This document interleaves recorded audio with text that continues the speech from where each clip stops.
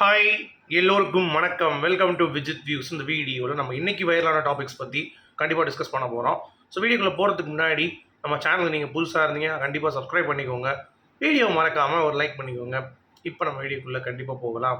So இன்றைக்கி நம்ம பார்க்க போகிற 3 வைரலான டாபிக் வந்து பார்த்திங்கன்னா, வந்து ரித்தன்யா அவர்களை பற்றி நிறைய பேர் வந்து கேட்டிருந்தீங்க. என்னங்க ஆகஸ்ட் 14 தாண்டி ஆகஸ்ட் 15 ஆகிடுச்சு, இன்னும் அவங்களுடைய கேஸ் என்ன நடந்துச்சு, என்ன முடிவு எடுத்திருக்காங்களா, இல்லை கவின் குடும்பத்துக்கு ஏதாவது வந்து இருக்கா, எதுவுமே சொல்ல மாட்டீங்க அப்படின்ற மாதிரி கேட்டிருந்தீங்க.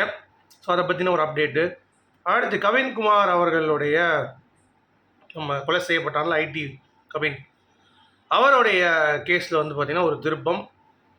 அதாவது சரவணன் இருக்கார்ல, அவங்களுடைய நம்ம பொண்ணுடைய அப்பா, இவர் காதலிச்ச பொண்ணுடைய அப்பா, அவர் வந்து அந்த பொண்ணை பயங்கர கொடுமைப்படுத்தின ஒரு சிசிடிவியை நம்ம சிபிஐ வந்து பார்த்துட்டு, என்னடா அது இப்படிலாம் இருக்குமா அப்படின்ற மாதிரியான சில சீக்வன்ஸ் வந்து நடந்திருக்கு அப்படிங்கிறது தான்.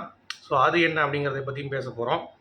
மூன்றாவதாக அஜித்குமார் அவர்களுடைய லாக்அப் கேஸ் மரணம் இருக்குல்ல, அதில் நிக்கிதா இப்போ A1 குற்றவாளி ஆகிட்டாங்க.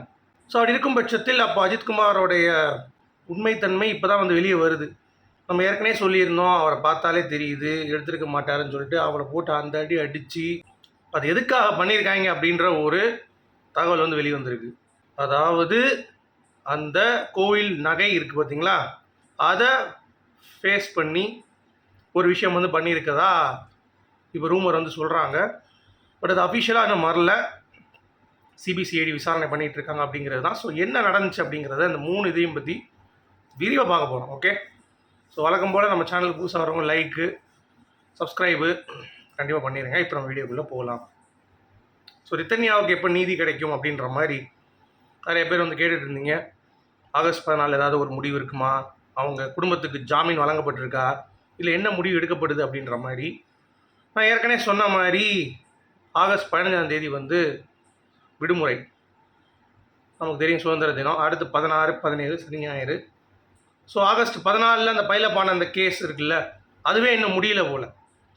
ஸோ கிட்டத்தட்ட இன்னும் வந்து 20-30 கேஸ் ரித்தன்யா கேஸுக்கு முன்னாடியே பெண்டிங்கில் இருக்கான். ஸோ அதெல்லாம் வந்து பார்த்திங்கன்னா திங்கக்கிழமை தான் வந்து பண்ண போகிறாங்க. அதை பற்றின லிஸ்ட்டு வந்து சனிக்கிழமை தான் வரும் கோர்ட்டில். ஸோ திங்கக்கிழமை தான் நமக்கு தெரியும் ரித்தன்யாவுக்கு ஏதாவது நடக்குமா, நல்லது நடக்குமா அப்படின்ற மாதிரி. இல்லை இந்த கேஸ்லாம் இன்னும் முடிய லேட் ஆகும் அப்படின்னா, ஏன்னா கிட்டத்தட்ட 20-30 கேஸ் இருக்குது இன்னும் பெண்டிங்.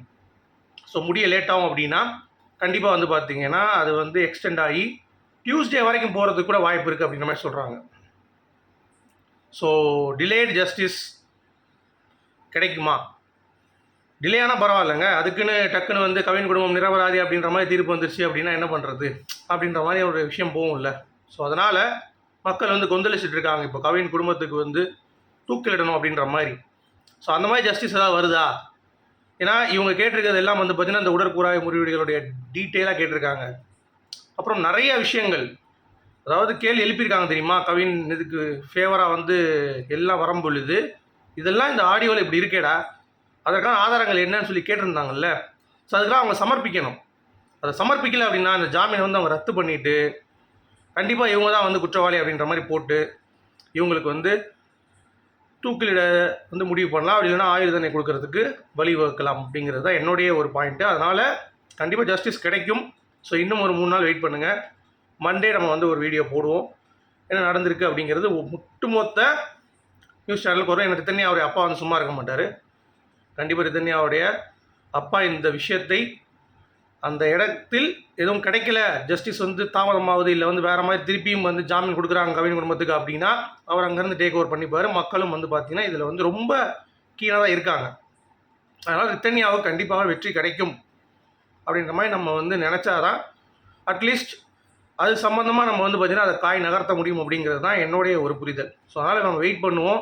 கண்டிப்பாக வந்து ஜெயிப்பாங்க ரித்தன்யா அப்படிங்கிறது தான். ரித்தன்யா மட்டும் இல்லை, கவினும் ஜெயிக்கணும், அஜித்குமார் அவர்களும் ஜெயிக்கணும் அப்படிங்கிறது தான் என்னுடைய ஒரு கருத்து. ஸோ நீங்கள் இதை எப்படி பார்க்குறீங்க அப்படின்னு சொல்லுங்கள்.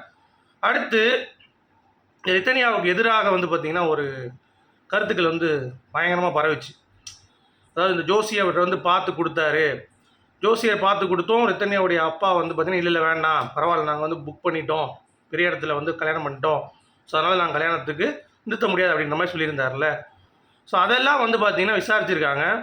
அந்த மாதிரிலாம் எதுவுமே இல்லை. அந்த ஜோசியர் வந்து இல்லைங்க அந்த மாதிரிலாம் யாருமே சொல்லலைங்க, நான் கூட போலீஸ்கிட்ட போய் கேட்டேன், அப்படி இருந்தால் அவங்க வந்து வேணான்ட்டாங்க, எதுக்கு நாங்கள் ஏதாவது இருந்தால் கூப்பிட்றோன்ட்டு. ஸோ அதனால் இந்த சமூக வலைதளங்கள் வர்ற அந்த சில விஷயங்கள்லாம் வந்து ஃபேக் அப்படின்றாங்க. அப்போனா ரித்தன்யாவுக்கு எதிராக திருப்பப்பட்ட கவின் நல்லவன் சொல்லி ப்ரொஜெக்ட் பண்ணுற எல்லா டீட்டெயிலும் வந்து பார்த்திங்கன்னா ஃபேக் தான். அது கவினுடைய ஃபேமிலி வெளியே இருந்து காசு கொடுத்து கூட பண்ணியிருக்கலாம். இந்த மாதிரி பேசுங்க, இந்த 3வது சிம் கார்டு இந்த மாதிரிலாம் வந்துச்சுல்ல, இது எல்லாமே வந்து கவினுடைய ஃபேமிலி ரித்தன்யாவை தப்பாக ப்ரொஜெக்ட் பண்ணுறதுக்காக பண்ணப்பட்ட செயலாகத்தான் பார்க்குறோம். அதை பற்றி எந்த ஒரு இதுவும் இல்லை. சரியா? இப்போ இருக்கிறவங்க டவுட் வந்து பார்த்திங்கன்னா ரித்தன்யா சைடில் இந்த வாய்ஸ் மெசேஜ் வந்து ரியலாக இல்லையாங்கிற ஒரு இது.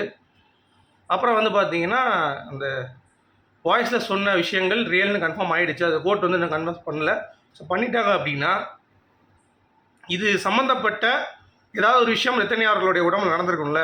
ஸோ உடற்கூறாய முடிவுகளில் ஒரு டீட்டெயில் இது ரெண்டையும் பார்த்துட்டு குற்றவாளியை வந்து இவங்க தான் அப்படிங்கிற முடிவு பண்ணிட்டாங்க அப்படின்னா கண்டிப்பாக வந்து பார்த்திங்கன்னா கோர்ட் வந்து அதிரடியாக ஆக்ஷன் எடுக்கும் அப்படிங்கிறதுல எந்த ஒரு மாற்று கருத்தும் இல்லை. அந்த நாளுக்காக தான் நானும் வெயிட் பண்ணிகிட்ருக்கேன் அப்படிங்கிறத நான் தெரிவிச்சுக்கிறேன். ஸோ நீங்களும் வந்து அதற்கு தான் இருப்பீங்க. ஸோ கவின் குடும்பத்துக்கு நிச்சயமாக தண்டனை கிடைக்கணும், ஜஸ்டிஸ் வந்து ரித்தன்யாவுக்கு கிடைக்கணும் அப்படிங்கிறது தான் பாயிண்ட். சரி, அடுத்து கவின் ஐடி கொலை. சரியா? சாதாரண போய் அந்த பொண்ணோட பிரதர் வந்து பார்த்திங்கன்னா போய் போட்டு தள்ளிடுறான். அவனுக்கு ஒரு லைஃபு, அவனுக்கு ஒரு விஷயம் எதையுமே கண்டுக்காமல் அடிச்சு தள்ளிடுறாங்க. அடிச்சு தள்ளிட்டு இப்போ ஒரு திடுக்கிடும் திருப்பம் அந்த கேஸில் என்ன ஆயிருக்குன்னா, இவன் அடித்து கொண்டுட்டு ஸ்ட்ரைட்டாக வந்து பார்த்திங்கன்னா ஜெயபால் அப்படின்ற வீட்டுக்கு போயிருக்கான். போயிட்டு அங்கே போய் எல்லா விஷயத்தையும் சொல்லியிருக்கான். சித்தப்பா ஏதோ சொல்கிறாங்க. உடனே அவர் வந்து ஃபோன் பண்ணி சரவணன்ட்ட அந்த விஷயம் சொல்லும் பொழுது இந்த மாதிரி அந்த பையன் வந்து இன்னமும் அவன் பொண்ணை விட மாட்டேன்னு சொல்லி சொன்னான், அதனால் அவன் போட்டேன்றான், என்னென்னு போய் பாருன்னு சொன்னோடனே இந்த மூதேவி இருக்குல்ல சரவணன், இந்த போலீஸ், இவர் வந்து பார்த்தீங்க அப்படின்னா டக்குன்னு வந்து என்ன பண்ணணும், ஃபோனை போட்டுட்டு என்னப்பா இதெல்லாம் பண்ணியாப்பா அப்படின்ற மாதிரி வந்து பார்த்தீங்கன்னா அவங்க பையன்கிட்ட கேட்கலாம். அதை விட்டுட்டு அவன் அந்த கட் பண்ணிவிட்டு அப்போ எவ்வளோ கேவலமாக இருந்திருக்கான் பாரு. அவளுடைய பொண்ணு இருக்காங்களா சுபாஷினி, அவங்கள போட்டு தரன்னு இழுத்துட்டு வந்து அடித்து துன்புறுத்தியிருக்கான், அடிச்சிருக்கான். அதை சிபிசிஐடி கன்ஃபார்ம் பண்ணியிருக்காங்க. ஏன்னா இவன் இப்படி சொல்கிறான் உண்மையிலே இருக்குமான்னு சொல்லிட்டு அந்த கேமரா எடுத்து பார்க்கும் பொழுது அது வந்து பதிவாயிருக்கு. இவன் வந்து அந்த பொண்ணை அடிச்சது, அவன் பொண்ணை அடிச்சது. ஸோ எப்படிப்பட்ட கீழ்த்தரமாக இருந்திருக்காங்க அப்படிங்கிறத பாருங்களேன். பிடிக்கலாம் அட்வைஸ் பண்ணிட்டு இதுக்கு மேலே பண்ணக்கூடாதுமா அப்படின்ற மாதிரி சொல்லலாம். அதை விட்டு போட்டு அடித்து காயப்படுத்துகிற அளவுக்கு உனக்கு வந்து அவ்வளோ பெரிய மனநிலை அப்படின்னா அவங்க பண்ணிட்டாங்க, குலகுத்தமாக பண்ணிட்டாங்க அப்படின்ற மாதிரி நம்ம கேட்கலாம்ல. ஸோ கவினுக்கும் கண்டிப்பாக ஒரு நீதி கிடைக்கணும். அது மட்டும் இல்லாமல் அவங்க தாயார் இருக்காங்க பார்த்தீங்களா, அந்த பொண்ணுடைய தாயாரும் அரெஸ்ட் பண்ணணும். தந்தையாரை மட்டும் அரெஸ்ட் பண்ணியிருக்காங்க, தாயாரையும் அரெஸ்ட் பண்ணணும், அந்த குடும்பத்தையே வந்து அரெஸ்ட் பண்ணணும் அப்படிங்கிறது தான் பாயிண்ட்டு. எனக்கு தெரிஞ்சு இந்த 3 பேர் அரெஸ்ட் பண்ணி உள்ளே தள்ளணும். ஸோ அதை தள்ளி அவங்க வெளியே வர முடியாத அளவுக்கு வந்து பார்த்திங்கன்னா ஜெயிலில் இருக்கணும் அப்படிங்கிறது தான் எல்லாருடைய கருத்தாகவும் இருக்கிறது. ஸோ வெயிட் பண்ணி பார்ப்போம் அவங்களுடைய இது என்ன ஆகுதுன்னு. பட் இதில் வந்து நல்ல ஒரு திருப்பம். அடுத்து இந்த அஜித்குமாரோட லாக்அப் மரணம், நான் ஏற்கனவே சொன்ன மாதிரி இப்போ தான் கண்டுபிடிச்சிருக்காங்க நிக்கிதா அப்படின்றது பொய்யா சொல்லியிருக்கா அப்படின்ட்டு. அப்போ அஜித்குமார் வந்து பார்த்திங்கன்னா அந்த இடத்தில் அவர் குற்றவாளி கிடையாது அப்படிங்கிறது ப்ரூவ் ஆகிடுச்சு. சரி, எதுக்கு நான் நகையை வச்சு இவங்க விளாண்டுருக்காங்க, ஏன்னா கார் சாவி வந்து கொடுத்துட்டாரு, அப்போ எதுக்கு அவரை கொண்டாங்க அப்படின்னா கோவில் நகையை திருடுறதுக்கு இவங்க முற்பட்டிருப்பாங்க. அப்போ அஜித்குமார் பிடிச்சதாக கேட்டிருப்பான். அப்போ வந்து பார்த்தீங்கன்னா அடித்து தூக்கி தும்சம் பண்ணி இவனை உள்ளே வச்சு அதுக்கும் போலீஸுக்கும் கூட சம்மந்தம் இருக்கும். ஸோ நிக்கிதா வந்து ஏவன் குற்றவாளியாக இருந்தாலும் அதுக்கு பின்னாடி யார் யாரெல்லாம் இருக்கா அப்படின்ற ஒரு இதெல்லாம் சிபிசிஐடி விசாரிச்சுட்டு இருக்காங்க அப்படின்ற மாதிரி சொல்கிறாங்க. ஸோ இது வந்து இந்த கோவில் நகையை எடுப்பதற்கு நிக்கிதா போட்ட ஒரு திட்டமாக இருக்கலாம். அதில் மாட்டிக்கிட்டு ஏதாவது தப்பிக்கிறதுக்கான ஒரு வழியில் இந்த போலீஸ் வந்து ஹெல்ப் பண்ணி அஜித்குமாரை போட்டு அடித்து துவைச்சி கொண்டிருக்காங்க அப்படின்ற மாதிரியான சொல்கிறாங்க. பார்த்துக்கோ மக்களே, அதாவது ஊரில் உருப்படாதவன் மொல்ல மாதிரி முடிச்சு நோக்கி புறம்போக்கு எல்லாம் நல்லா இருக்காங்க. ஆனால் உண்மையாக கஷ்டப்பட்டு உழைக்கிறவன் அவங்கெல்லாம் போட்டு அடித்து துவைச்சிட்டு இருக்காங்க அப்படிங்கிற பார்க்க முடியும். ஸோ இவருக்கும் அஜித்குமார் அவர்களுடைய அம்மாவுக்கும் சரி அவருடைய தம்பிக்கும் சரி நீதி கிடைக்க வேண்டும் அப்படின்னு சொல்லிட்டு இந்த வீடியோ நான் முடிக்கிறேன். உங்களுடைய கருத்துக்கள் சொல்லுங்கள். மீண்டும் சந்திப்போம்.